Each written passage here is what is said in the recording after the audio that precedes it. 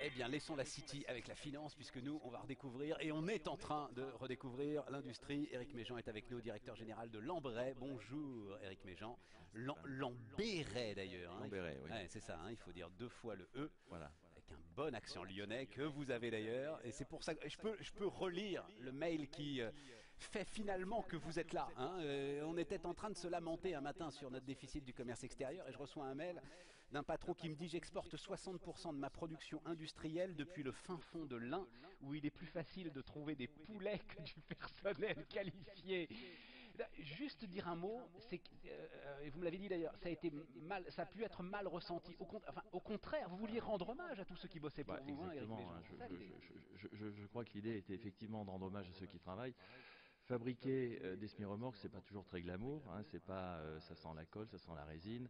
Il y a de la poussière. Donc voilà, c'était pour leur rendre hommage et surtout dire que c'était aussi un petit peu compliqué dans cette région, avec un bassin d'emploi qui est pas particulièrement très actif, de trouver des salariés pour pouvoir nous accompagner dans notre croissance qui était assez soutenue à l'époque. Vous fabriquez des semi-remorques, mais des semi-remorques qui contrôlent la température, sous température contrôlée. En gros, c'est des camions frigorifiques. Hein, Voilà. des camions frigorifiques d'absolument toute taille. Et c'est ça. Alors, on est sur un chiffre d'affaires de 103 millions cette année, un peu plus de 103 millions. Nous étions 50% à l'export. un peu plus, c'est 57% de notre chiffre d'affaires à l'export et 63% de notre production. Dans 20 pays d'Europe, avec un grand écart géographique, puisqu'on livre à Vilnius en Lituanie, comme on peut livrer à Istanbul ou en Ukraine. Donc voilà. Tout est écrit sur, finalement, votre site internet. Les secrets de cette résistance industrielle. Politique d'investissement industriel forte, privilégiant la recherche. Tout le monde est d'accord là-dessus, hein, sur la recherche. Bien sûr. L'innovation esthétique et fonctionnelle. Et l'extension des services. Tout le monde est d'accord, mais c'est quoi? Parce que moi, ça m'intéresse quand même. On les voit partout, ces camions frigorifiques. Oui. C'est quoi la recherche aujourd'hui dans le camion frigorifique? C'est quoi les futurs secrets de Lambray?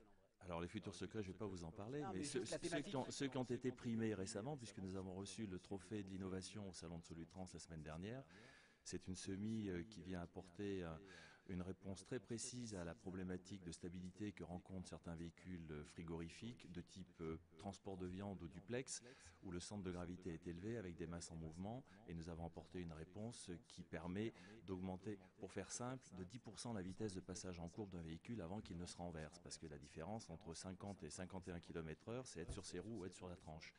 Donc ça, c'est une des réponses que nous avons apportées.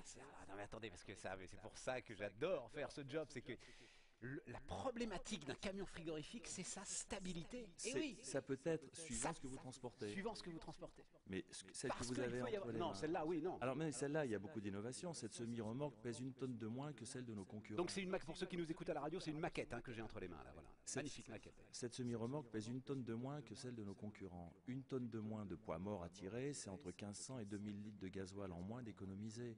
Donc, le surcoût qui résulte du fait que nous produisons en France par rapport à ce que peut coûter un coût de production dans un pays limitrophe ou éloigné, et les coûts d'approche de ce véhicule sont gommés par effectivement tout ce qu'on en peut apporter, parce que ce surcoût, quand vous multipliez les 1500 à 2000 euros que vous économisez sur une année, multiplié par 12 ans qui est la durée d'un véhicule, Mais bien la sûr. question ne se pose même pas. Bien sûr, mais comment est-ce qu'on dégage les marges pour financer cette innovation? C'est ça la question. Tout le monde est convaincu que c'est Gestion. Gestion au cordeau. Voilà. Aujourd'hui, je pense qu'on peut produire. Le problème n'est pas de produire en France. Tout le monde peut produire en France. L'industrie a encore de beaux jours devant elle en France. Moi, j'ai été expatrié pendant 13 ans en Asie-Pacifique. Je peux vous dire que le terrain de jeu pour les Français, il est encore immense.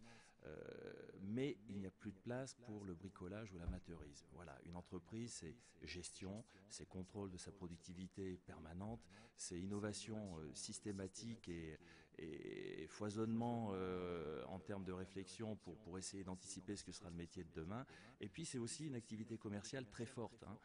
Innovation et puis un Alors, marquage. je veux en venir là. C'est-à-dire que vous dites esthétique, l'innovation esthétique. Les industriels ne se préoccupent-ils pas assez justement de l'esthétique aujourd'hui, Éric Moi, Méjean? je ne sais pas si les industriels s'en préoccupent, mais nous on s'en préoccupe. Hein. T'es beau comme un camion, c'est pas moi qui l'ai inventé.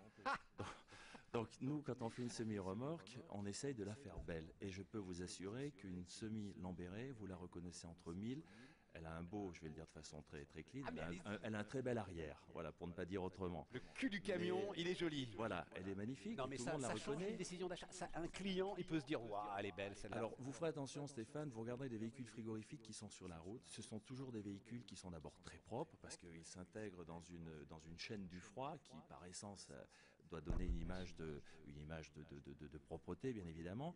Mais vous regarderez les décorations, les customisations qu'il peut y avoir sur ces véhicules frigorifiques. C'est un bonheur de travailler avec certains clients, parce que le parti esthétique est pour eux très, très important.